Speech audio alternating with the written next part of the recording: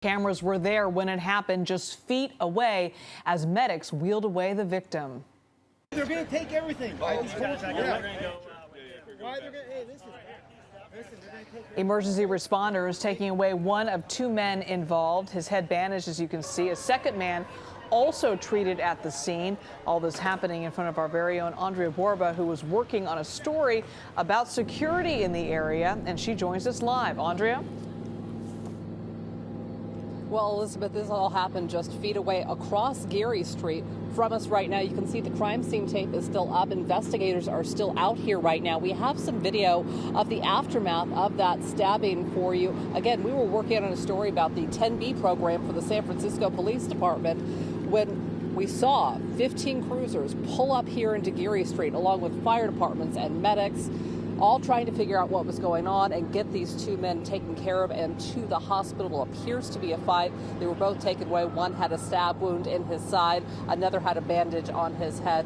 We are still efforting details, but we were out here talking about security in Union Square and specifically how stores and shoppers are kept safe by SFPD.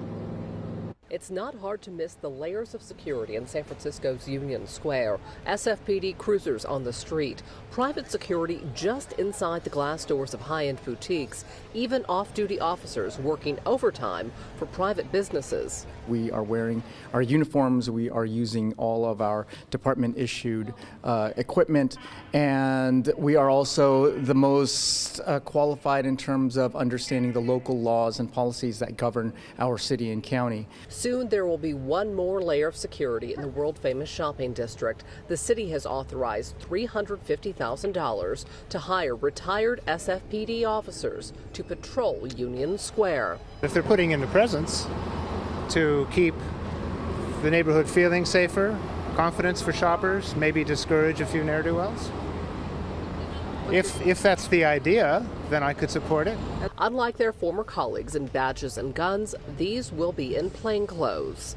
These are retired police officers that will be wearing, jackets and khaki pants, but they'll still have a radio to our program and also to the SFPD.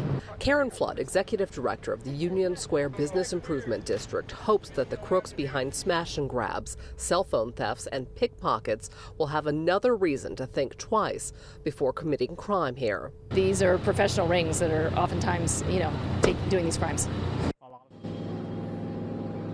Now, that retired officer program from SFPD, that will launch next month. Now, those 10B officers that we were talking about at 5 o'clock, well, there's about 15 at any given time here in the Union Square area. They were who responded to that stabbing. They are under orders to serve and protect. If there's something big, they go to that. That's exactly what happened out here tonight. Ken and Elizabeth with this stabbing. Yeah, all worked the way it was supposed to. Andria Borba live at Union Square. Thank you, Andria.